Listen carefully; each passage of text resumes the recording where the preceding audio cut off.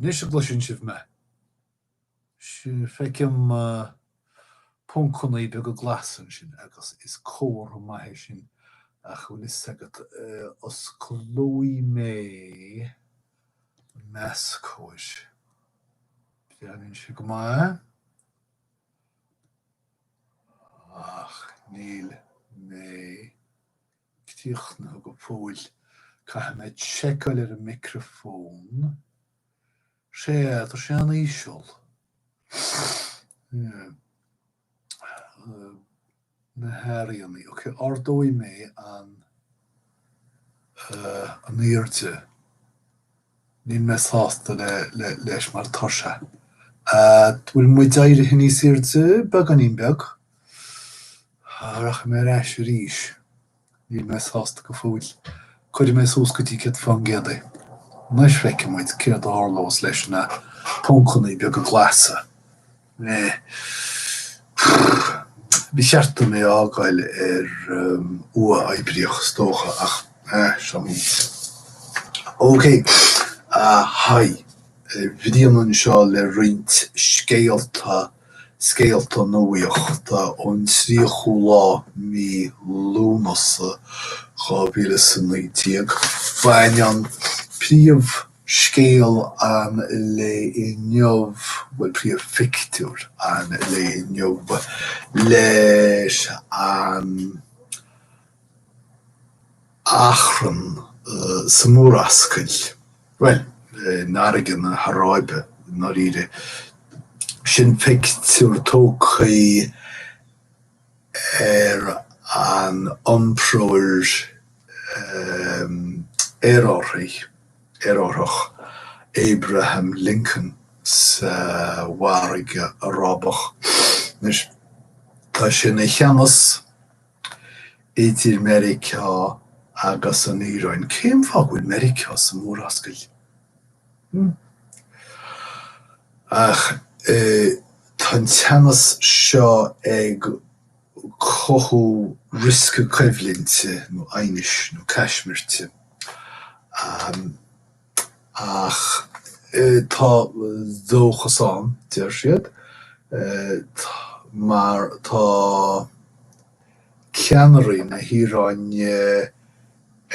ghlacha leis go bhfuil gá glabhróch siad leis na stáitianta nó táhacht. Ní sagam chóiríochtanach sa cheapann siad go bhfuil se. Ach, muis. An timpeallacht bhfuil fáilte go Mericeá faoi réimeas Donald Trump. Tá rialtas Trump tar éis na sríanta ar gás sannaí meán sa chéas seo, sa chás seo, atá ceangail le taobh domhanda lagú. Agus rud atá na chúisíntas domsa tá riant cólachtaí fuinneamh ag sé sa bhnaí an policy seo. Policy a cuireadh bhain faoi réimeas Obama. Tá réir sin sílim nach sríanta iad seo ceadaíos san chógáil. Éirechas. Is beag amach aim le éirechas ach feicim go bhfuil eolathe tar éis a aimsiú nach bhfuil a lehéadán agus géin éirech ó bháin. Sé tá an ná ilimid tionchar. Idir sagam cadíad na tionchar seo, tionchar géinéiteacha, sóisialta, timpeallachta, idir sagam. So ilimid géin atá gus just tamid léomhráir seo. Ceist achranach ar nód, cosúla béidir sagam daoine uathacha ag rá gúil si beasásta bheith uthach agus nar cheart a roiine bheith ag géad breanúir uthachas mar smáil, máchail. Ní cheart a chirid de roiine éireacha de réir na dóice seo. Gam leiscil ní cheart a gnághine, gam leiscil a bheith breanú éireachas mar deacrocht généiteach ach rud nádóra ein timniú. Ceir go leor. Ar nó tá ceistúnaí as breaga agus feitís ar roiine go mbeidh iarmhirtí as seo nach bhfuiltear ag súil leo, béidir. Céir do roiine James Comey. Well, cheimhéad a rinne sé tá achasán chura ina lé as memrum a scéthe is cosúil. Agus tháinig túris goach ó rinne an ard chiigire sa roinn dlí atá fíochmhar in achasán James Comey. Ráilí. Picture atá os cín agus híos an file imleor leadóige dar bannam Coco Gauff inis cúitíag.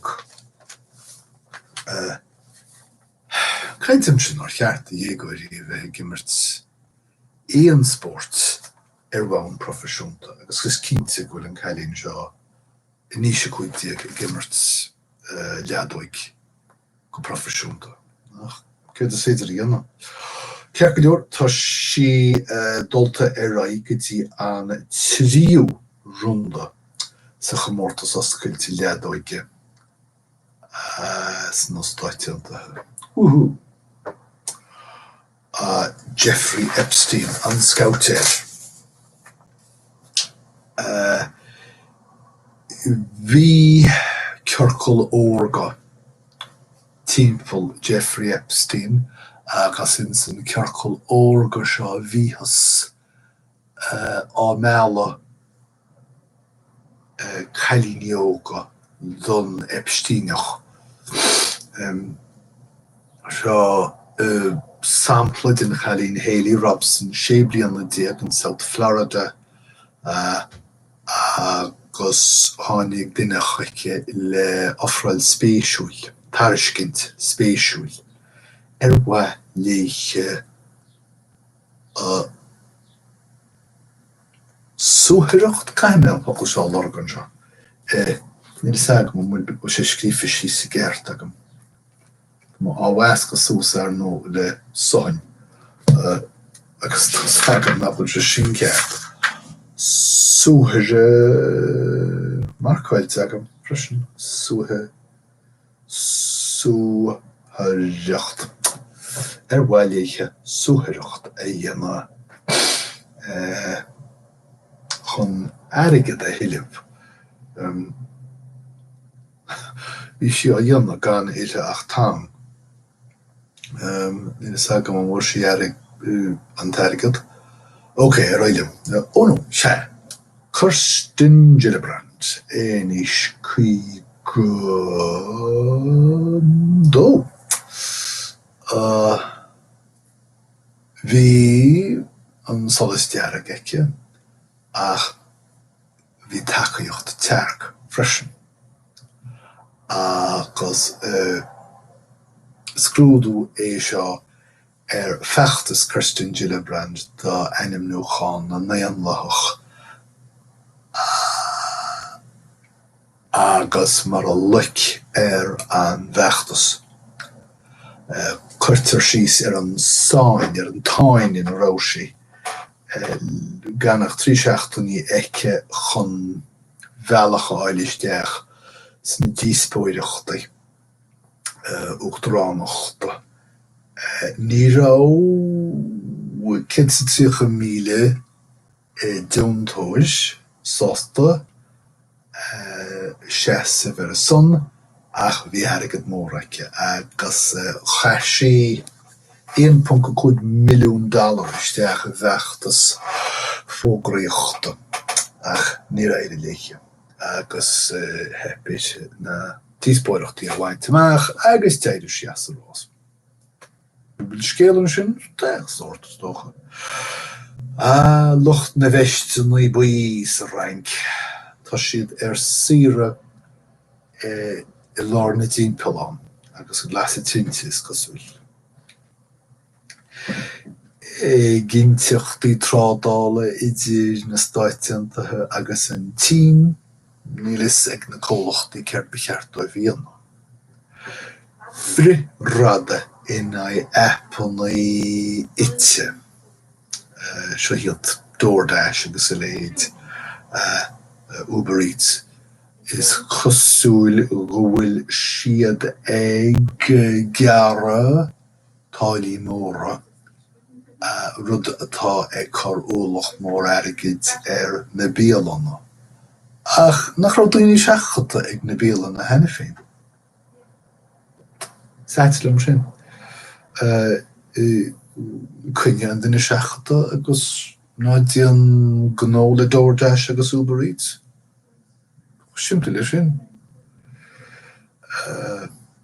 Campa díspóireachta do cheistena cigilteacha zán atá na dígóirí adá agus tuairt acu Harvard agus éil agus ná go náhaitna.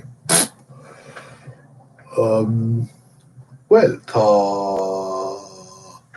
áthas roiine nó Aerach marial ghreid cosisiúsco má tá mé áhar gceart. Der siad nach bhfuil sé knapánach mí chorram corach náúirteálach níos mó. Hurrá! Níl éon á Cainteanna ag an daimhin an bhláise. So stopí mé an sin agus gaoithí mé ra dé oribh go léir agus tásúla go mé muid a caintlaí chéile rís sarwad a chitar an dádín mar deirm ra dé oribh go léir.